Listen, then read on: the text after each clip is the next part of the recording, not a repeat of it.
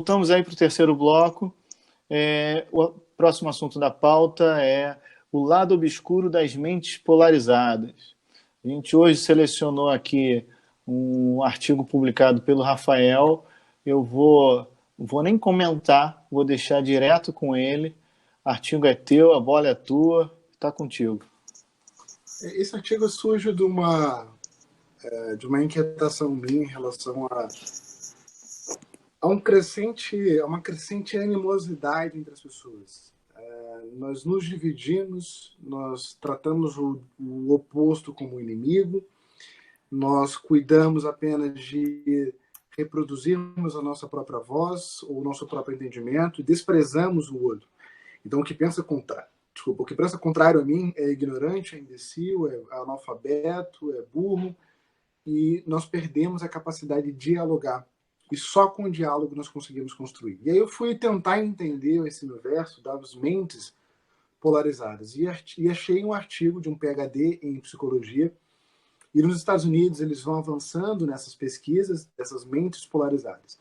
E eles tratam que mente polarizada é todo indivíduo que tem incapacidade de observar os fenômenos à sua volta, de enxergar coisas que são favoráveis e contrárias às seus entendimentos, sua base, suas construções, e tentar dialogar para criar algo que seja melhor, mais perene, etc. Então você pega, por exemplo, pautas como monarquia, religião, economia. Economia é um ótimo exemplo para a gente tratar de mente polarizada. No Brasil hoje, com Paulo Guedes, nós vivemos uma tentativa de implementar a todo custo uma escola de Chicago no Brasil. Então, por isso que a gente fala, por isso que o governo trata, seja na economia, seja na educação, de investimentos nos setores privados, de fomento às universidades privadas, de cobrar taxas das universidades públicas. Por isso que a gente fala de previdência privada, de tirar um pouco a previdência pública, jogar para escanteio, sucatear a previdência pública para jogar a previdência privada e favorecer essas empresas, os bancos, etc. Só que a gente esquece, e veja, esse não é um discurso de alguém que é socialista. O que a gente esquece é que tem uma outra escola, a escola austríaca, e a gente esquece que para a economia girar, por exemplo, a gente precisa de regulação econômica e social. Só que hoje as pessoas estão tão polarizadas, estão fechadas nas suas mentes, que não conseguem construir mais nada. E aí nós vivemos num caos, onde o oposto ao meu pensamento é meu inimigo e eu desprezo. É nesse contexto. E aí ele trata, ele vai... Kirk Schneider, ele faz uma pesquisa e mostra que onde as mentes polarizadas surgiram é onde impera o medo, a ansiedade, a depressão e o desemprego. Então você pega, por exemplo, na Alemanha nazista, isso aconteceu, todo o caos da Alemanha nazista surge logo depois da Primeira Guerra, com Hitler conclamando os alemães a lutarem contra essa opressão que o povo alemão sofreu no pós-guerra. Então nós criamos fantasmas invisíveis, nós criamos elementos para serem combatidos e nós não dialogamos mais. E infelizmente isso acontece no Brasil, isso acontece em todo o mundo. E uma coisa que eu até acrescento aí, eu acho que é aquela clássica premissa, né? Dividir para conquistar, né? Eu vejo que esse jogo da polarização, ele começou aqui no Brasil, né? Eu vi muito nitidamente durante o governo pró-PT, que no caso fomentou uma polarização de nós contra eles bacana, e depois chegou o Bolsonaro jogando esse jogo aí de uma forma... Isso eu estou trazendo para o cenário político brasileiro. Chegou o Bolsonaro jogando esse jogo aí de forma fantástica, em que quanto mais ele tinha a bandeira de atacar o PT, mais ele crescia. Então ele foi crescendo em cima disso, trazendo devotos com ele, pessoas que não são nem capazes de questionar a decisão, tipo, se eu votei no cara, eu não posso questionar, porque senão eu vou estar dando argumento para o cara que não votou nele me criticar a minha decisão. Então, o jogo político, a democracia, ela fica completamente deturbada. Não fica mais... as pessoas não têm mais aquela sensação, me arrependi de votar no cara, ou tipo, votei no cara mas eu gostaria que ele fizesse diferente e tal. Não, não. Virou uma situação completamente dogmática. E aí o cara que tinha como seu arquirrival o PT, que hoje em dia está em situação assim, bem fragilizada, vamos combinar, o PT não tem mais a força que tinha antigamente, o Lula está preso, a Gleisi Hoffmann é uma tragédia administrando aquela, né, jossa lá. Então, assim, perdeu aquela figura da força do PT. Então, o Bolsonaro, para poder continuar cativando, ele vive de usar fantasma para meter medo dos seus devotos. Ele fala no caso do Foro de São Paulo, do Fidel Castro, do Lula, das Farc, tipo... e agora tem muito essa situação, e eu sou meio cético com relação a esses, digamos, esses ataques hackers e tudo mais. Veja bem, eu só sou cético, não... Então, assim, eu acho que essa criação de inimigos imaginários fortalece o governo tem que estar sempre procurando um inimigo imaginário. Lembrando que essa polarização criou um dogmatismo político de uma forma tão acentuada em que questionar o político que você votou ou que você não votou se torna uma heresia. As pessoas não criticam por medo de alimentar o argumento da pessoa que pensa contrário. Isso é prejudicial para a democracia de maneiras incalculáveis. Então, com essa situação semi-religiosa que a gente vive, e parece que é um fenômeno global, mas o que a gente consegue perceber aqui no Brasil é que tem uma intensidade muito grande, a ponto de o presidente insinuar que o pessoal do Nordeste, no geral, é Paraíba, e aí depois ele aparece na inauguração do aeroporto e é ovacionado pelas pessoas na chuva e tudo mais, e aí você pergunta, não, as pessoas estão problematizando o fato de ele falar assim e tal. Então, assim, isso acontecia também um pouco com o governo anterior, entendeu?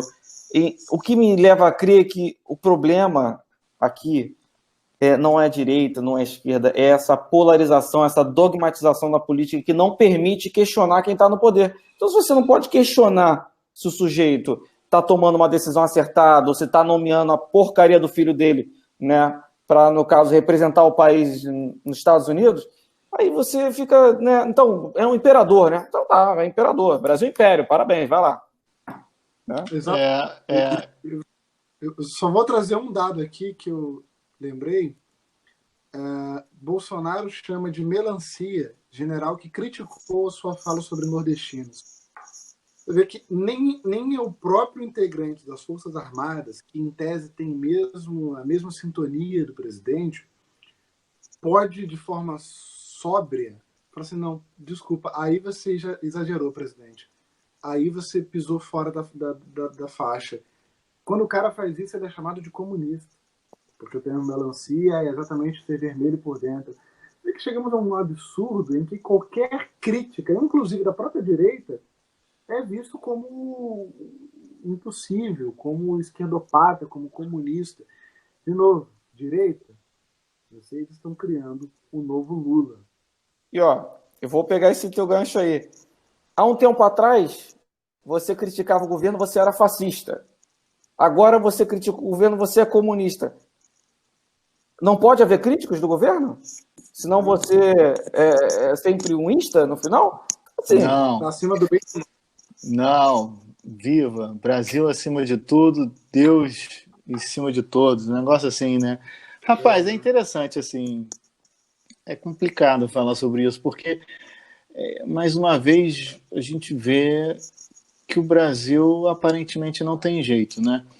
Se a gente para analisar, a gente via muito isso nos países com briga religiosa, onde os pais ensinavam os filhos a tacar pedra, os filhos tacavam pedra no outro lado e não sabiam nem por quê. E simplesmente falavam assim, não, aquele lado é ruim, então você tem que tacar pedra. Aquele cara anda de burca, de coisa na cabeça, ele não é legal. O outro anda barbudo, também não é bacana, e vamos agredir um ao outro. É o que a gente está vivendo hoje aqui, é essa situação. E quer ou quer não, isso está sendo transmitido para os filhos. Porque, veja, mais do que a própria população está transmitindo isso para os filhos, a gente está tendo um exemplo do próprio presidente transmitindo para os filhos. Aqui na Câmara dos Vereadores, aqui na Assembleia, eu não lembro agora onde foi exatamente, o filho, outro filho, o que gosta de escrever no Twitter, o Carlos, ele ofendeu de uma forma absurda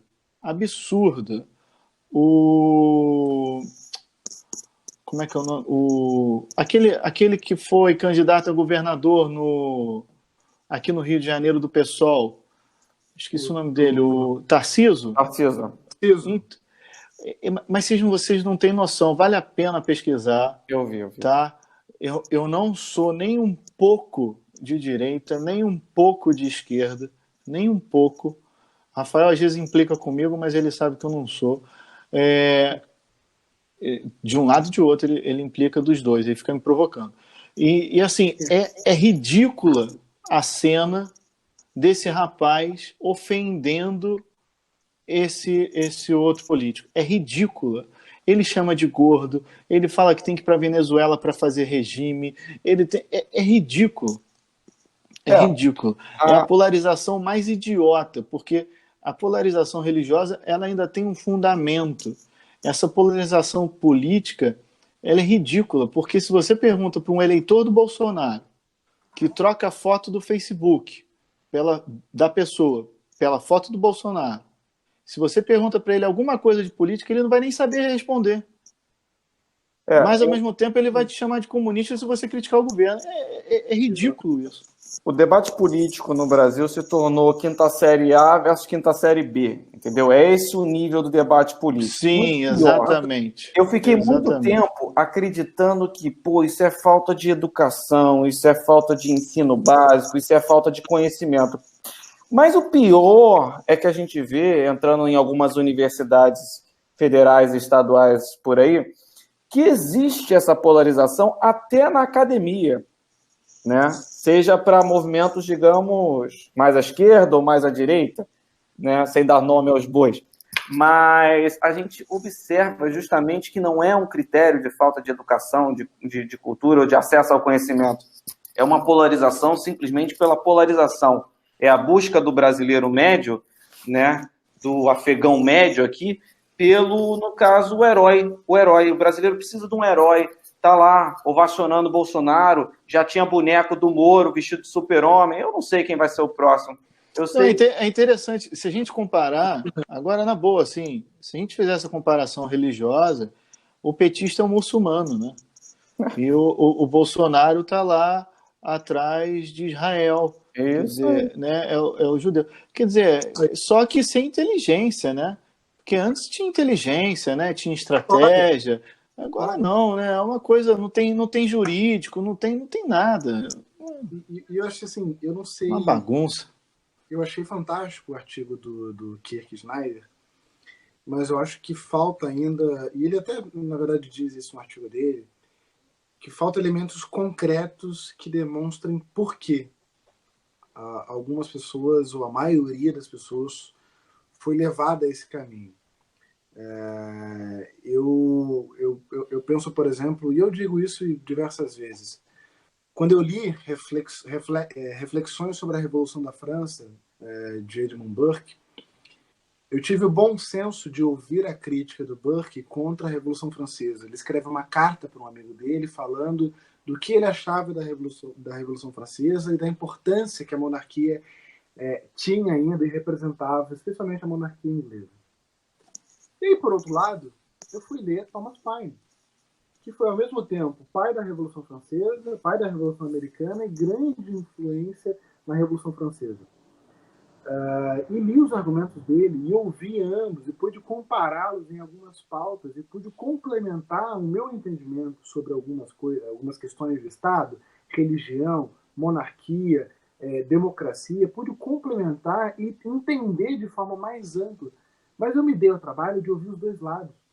Eu acho que o mundo da globalização, da informação, está tão cheio de informações superficiais que ninguém quer parar para ter um retrabalho de falar assim, não, peraí, esse é o argumento exposto. Qual é o argumento subjacente por detrás disso? Ô, Rafael,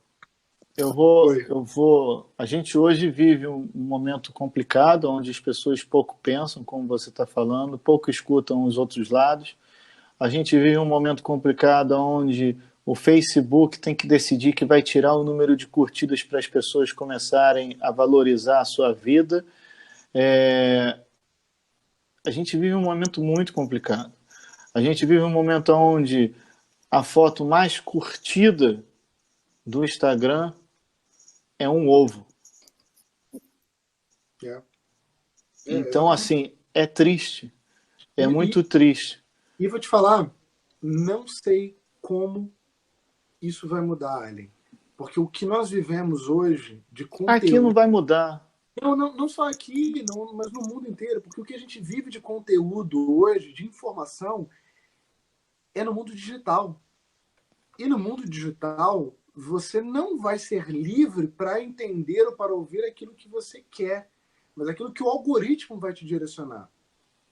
Então, a sua timeline não vai representar a totalidade dos pensamentos. Vai representar uma predisposição ou um reconhecimento do celular, dos algoritmos em relação ao seu pensamento. E vai reproduzir o seu pensamento. E é por isso que hoje, o que nós vemos nas redes sociais é pessoas sendo eco da sua própria voz. Então, pega a sua timeline no Facebook. Você tem mais de 1000 amigos. Como você consegue somente ver... Não, um exemplo. 500, 200, 300. Mas você só vê 15 pessoas na sua timeline no mesmo dia. E aquelas pessoas estão compartilhando informações, compartilhando notícias, etc. Escrevendo coisas. O mesmo acontece, e eu tenho notado isso, no LinkedIn. O LinkedIn, em termos de conteúdo, caiu drasticamente. Porque as pessoas estão reproduzindo seus próprios pensamentos. Então, aquilo que não aquilo que não faz parte da sua pesquisa, do seu dia a dia, dos seus algoritmos, não vai aparecer para você. E a gente perde justamente essa oportunidade de criar algo novo a partir da diferença. Isso não é um discurso universalista, bonito, não. Isso é a oportunidade da gente, de fato, criarmos coisas pensando no que efetivamente importa. Se a gente quer falar de economia, a gente não pode falar de economia sem regulação social. E o liberalismo econômico, as crises do liberalismo econômico nos provaram isso. Então a gente precisa ter essa completude entre os pensamentos divergentes. Ô, Rafael, eu preciso fechar o bloco, mas eu vou fazer uma pergunta a você. Como as pessoas reagem quando você fala que vai fazer mestrado em filosofia? Infelizmente a reação cara, você... Mas daí você vai ter que... Enfim, falam atrocidades, né? Que a gente conhece. Para mim, riem na minha cara, falam que eu vou virar maconheiro. Maconheiro é o que eu mais uso. E homossexual também utilizaram. Eu acho que só por aí a gente encerra o bloco. Exatamente. É um estereótipo triste, né? E eu vou te falar, triste de quem tem essa visão pré-concebida, e mais triste ainda, e aí mostra que eu realmente não tenho nenhum lado, triste porque a filosofia no Brasil, infelizmente, ela é ligada a um tipo de ideologia. Por que você não tem filósofos no Brasil, filósofos conservadores de base? Porque eles não se criam na academia. Porque essas pessoas não podem dar aula. Essas pessoas com pensamentos diferentes não entram, não passam na prova. Então isso é mais triste.